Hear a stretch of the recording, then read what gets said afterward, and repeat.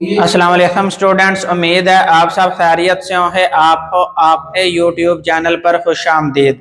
आज के इस वीडियो लेक्चर के अंदर हम स्टैंडर्ड डेविएशन के बारे में पढ़े थे। जब बायो के अंदर कोई एक्सपेरिमेंट परफॉर्म किया जाता है तो वो एक्सपेरिमेंट एक से ज़्यादा दफ़ा रिपीट किया जाता है, जिसकी वजह से उस एक्सपेरिमेंट के जो रिजल्ट्स होते हैं वो मुख्तलिफ होते हैं। अब हमने जर्नल के अंदर उस एक्सपेरिमेंट का जो रिजल्ट होता है वो सिर्फ एक वैल्यू पर मुश्तमिल जो है वो पब्लिश करना होता है। तो हम उन तमाम वैल्यूज की मीन वैल्यू लेते हैं और वो मीन वैल्यू जो है वो जर्नल के अंदर पब्लिश की जाती है। अब वो जो मीन वैल्यू है उसे आइडियल मानकर जो दूसरे ममालिक में रहने वाले साइंटिस्ट हैं वो भी एक्सपेरिमेंट परफॉर्म करते हैं और उस वैल्यू को आइडियल वैल्यू का दर्जा देते हैं और अपने एक्सपेरिमेंट के रिजल्ट्स को इस मीन वैल्यू के साथ कंपैरिजन करते हैं। अब वो वैल्यूज जो है वो इस मीन वैल्यू से कितना करीब हैं या कितना दूर हैं, इसे हम बोलते हैं ये स्टैंडर्ड डेविएशन है। या फिर दूसरे लफ्जों में ये कह लें, जब आप एक एक्सपेरिमेंट को 5 दफा रिपीट करते हैं तो उसकी जो मीन वैल्यू है वो 1 है। बाकी जो 4 एक्सपेरिमेंट हैं उनकी वैल्यू इस मीन वैल्यू के कितना करीब हैं या कितना दूर हैं, तो इसे हम बोलते हैं स्टैंडर्ड डेविएशन। यानी आप इसे सादा लफ्जों में कह लें dispersion of data point. Data point वो मीन वैल्यू होती है, उससे डिस्पर्स कितनी हुई है। तो डेफिनेशन है spread of data value around the mean in a normal curve. या फिर इसकी दूसरी डेफिनेशन है set of data varies from its mean value. तो मीन वैल्यू के अराउंड जो है वो आपके एक्सपेरिमेंट के जो मुख्तलिफ रिजल्ट्स आए हैं, मुख्तलिफ नताइज जो आए हैं वो मीन वैल्यू से कितना करीब हैं या फिर कितना दूर हैं। और आप स्टैंडर्ड डेविएशन को मजीद आसान लफ्जों में ये भी कह सकते हैं ये मीन ऑफ मीन है। यानी जो आपने मीन वैल्यू ली है ये उसको भी आगे मजीद जो है वो मीन वैल्यू जो है वो इसे डिस्क्राइब कर रही है। अब आप ही जो मीन वैल्यू है, अब बाकी जो वैल्यूज हैं जितने भी एक्सपेरिमेंट आपने रेप्लिकेट्स के तौर पर परफॉर्म किए हैं उन्हें जो रिजल्ट्स आए हैं ये आप ही मीन वैल्यू के अगर ज्यादा करीब हैं तो इसका मतलब है आपकी जो डेविएशन है, जो गलती के चांसेस हैं यानी एरर है जो चांसेस हैं वो बहुत कम हैं और आपके तमाम एक्सपेरिमेंट के जो रिजल्ट्स हैं ये मीन वैल्यू के करीब हैं। इसका मतलब है स्टैंडर्ड डेविएशन जो है वो स्मॉल है और ऐसी रिसर्च को एक्यूरेट माना जाता है जिसमें स्टैंडर्ड डेविएशन जो है वो कम से कम आए। अगर आप ही जो डाटा वैल्यूज हैं यानी आपने जो 5 एक्सपेरिमेंट किए हैं, जो 5 वैल्यूज आई हैं वो एक दूसरे से बहुत दूर हों, यानी आपने जो मीन वैल्यू ली है उस मीन वैल्यू से बाकी जो एक्सपेरिमेंट्स की जो वैल्यूज आई हैं वो बहुत दूर हों, उन्हें अंदर एक बहुत बड़ा डिफरेंस पाया जाए, तो इसका मतलब है स्टैंडर्ड डेविएशन बहुत ज्यादा है और ऐसी रिसर्च को एक्यूरेट नहीं माना जाता। अब स्टैंडर्ड डेविएशन को नुमायां करने के लिए, रिप्रेजेंट करने के लिए एक यूनानी ज़बान का लफ्ज इस्तेमाल किया जाता है और उसका नाम है सिग्मा। स्टैंडर्ड डेविएशन को इंटरप्रेट करना आसान होता है जब है एक और टर्म है वेरियंस।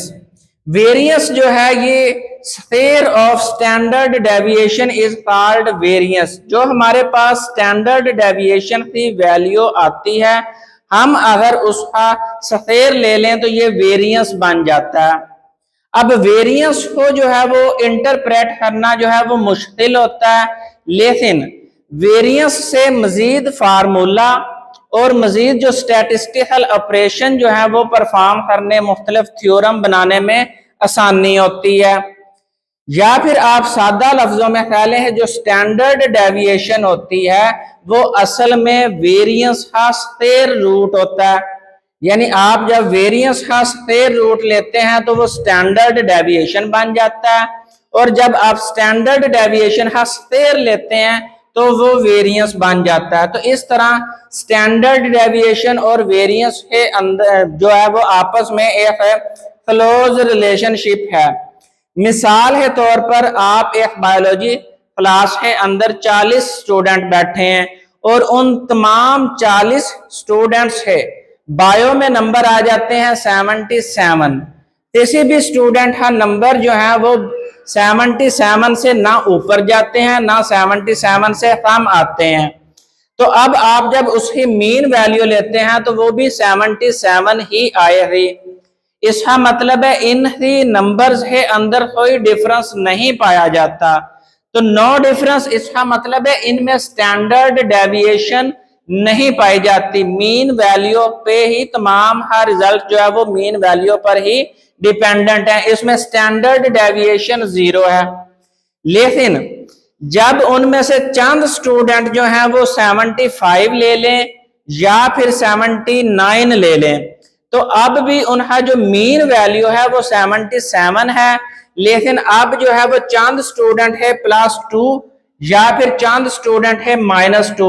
इसका मतलब है मीन वैल्यू जो है वो हमारे पास 77 है और ये जो स्टैंडर्ड डेविएशन है इसे हम प्लस माइनस से लिखते हैं। तो +-2 इसका मतलब है मीन वैल्यू जो है वो 77 है लेकिन चंद स्टूडेंट्स है जो है वो 77 + 2 यानी 79 मार्क्स हैं, या फिर चंद स्टूडेंट्स के मार्क्स हैं 77 में से -2 कर दे तो वो 75 है। तो अब जो वैल्यू जो है वो मीन वैल्यू से ज्यादा करीब होती है वो रिसर्च जो है वो एक्यूरेट मानी जाती है। और अगर ये स्टैंडर्ड डेविएशन ही वैल्यू जो है नंबर जो है वो ज्यादा आ जाए तो वो रिसर्च एक्यूरेट नहीं होती, उसमें एरर है चांसेस ज्यादा होते हैं। अब हम पढ़े हैं कि स्टैंडर्ड डेविएशन को मैयर किस तरह किया जाता है। अब स्टैंडर्ड डेविएशन को मैयर करने के लिए 2 फार्मूला हैं। एक फार्मूला जो है वो पॉपुलेशन लेवल पे है, यानी उसमें जब आप रिसर्च करते हैं तो वो ग्रुप ऑफ इंडिविजुअल्स पर करते हैं, उसमें एक से ज्यादा इंडिविजुअल्स होते हैं तो उसे हम पॉपुलेशन के लिए फार्मूला इस्तेमाल किया जाता है और उसके लिए है sigma is equal to square root summation x minus mu इसका होल स्क्वायर है डिवाइडेड बाय n। इसी तरह जब हम किसी एक सैंपल के ऊपर जो है वो स्टैंडर्ड डेविएशन मालूम करते हैं तो उस सैंपल के लिए फार्मूला है s is equal to square root summation x minus mean whole square divided by n minus 1। तो अब हम एक एग्जाम्पल के जरिए से समझते हैं कि आप जो है वो एक पॉपुलेशन के लिए जो है या फिर एक सैंपल के लिए जो है वो किस तरह से स्टैंडर्ड डेविएशन जो है वो मालूम करते हैं। इसके मुख्तलिफ स्टेप्स हैं, हम एक एग्जाम्पल के जरिए से समझने की कोशिश करते हैं। अब कोविड-19 है जो पेशेंट्स हैं वो मुख्तलिफ सिटीज के अंदर जो है वो मुख्तलिफ रिपोर्ट हुए, तो हमने उनका डाटा लिया और फिर उस डाटा की एक मीन वैल्यू ले ली। मिसाल के तौर पर हमारे पास जो सिटीज हैं उसमें कराची, लाहौर, पेशावर और क्वेटा है। जब है कराची के अंदर 90 पेशेंट जो हैं वो कोविड-19 के रिपोर्ट हुए हैं, लाहौर में 80, पेशावर में 40, क्वेटा में 30। तो हमारा जो नंबर 1 स्टेप है उसमें हमने अपने डाटा वैल्यू या फिर ऑब्जर्वेशन वैल्यूज की जो है वो मीन वैल्यू फाइंड आउट करनी है। तो पहला स्टेप है डिटरमिन मीन। तो हमने इन तमाम वैल्यूज को जमा किया है और डिवाइडेड बाय 4, तो उससे हमारे पास जो मीन वैल्यू आई है वो है 60। दूसरा स्टेप है, अब हमने जितने केसेस रिपोर्ट हुए हैं यानी जो ऑब्जर्वेशन वैल्यू है उसमें से मीन वैल्यू को जो है वो माइनस करना है, सब्ट्रैक्ट करना है। तो नंबर 2 स्टेप है, कराची के लिए है 90 माइनस मीन वैल्यू 60 है, तो 90 माइनस 60 इज इक्वल टू 30। इसी तरह लाहौर के लिए है 80 माइनस 60 तो ये 20। पेशावर के लिए जो है वो 40 माइनस 60 तो इसकी वैल्यू जो है वो -20 आई थी। इसी तरह क्वेटा के लिए है 30 -60, तो इसका जो आंसर आया है वो है -30। थर्ड नंबर स्टेप है, अब हमने इन तमाम रिजल्ट्स का स्क्वायर लेना है। तो अब हमारे पास पहला रिजल्ट आया है 30 कराची के लिए, तो 30 का स्क्वायर लिया तो वो आया 900। लाहौर के लिए 20 का स्क्वायर लिया तो वो आया 400।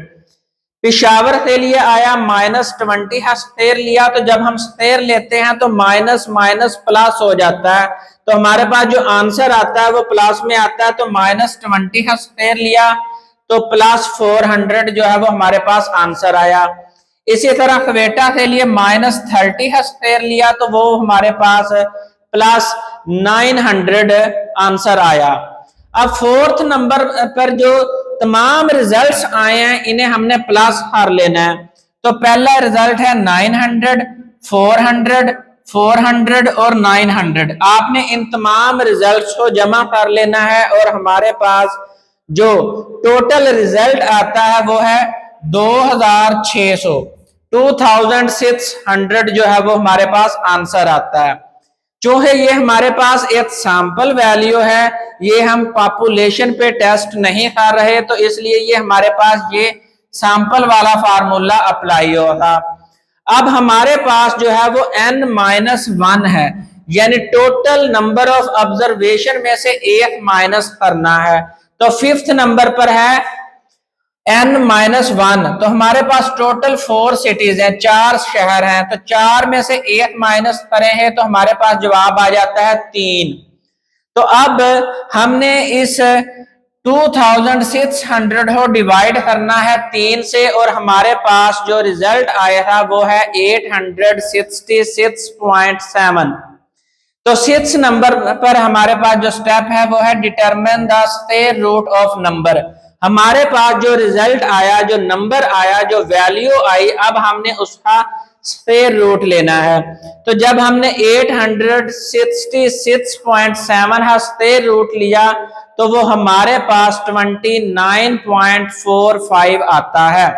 तो ये जो 29.45 है ये असल में स्टैंडर्ड डेविएशन की वैल्यू है, यानी जो हमारी मीन वैल्यू है ये इससे इतना डेविएट कर रही है 29.75। तो अब ये वैल्यू जितना मीन वैल्यू है करीब ही उतनी रिसर्च ज्यादा एक्यूरेट मानी जाएगी, और ये वैल्यू जितनी उससे बड़ी होती जाएगी, मीन वैल्यू से दूर होती जाएगी, उतनी रिसर्च जो है वो कम एक्यूरेट मानी जाएगी। तो अब मैं इस दफा साइड पर हो रहा हूँ, इसका स्क्रीनशॉट ले लें। हम नेक्स्ट वीडियो में नेक्स्ट लेक्चर के साथ हाजिर होंगे। उतनी देर दुआओं में याद रखें। फी अमानिल्लाह।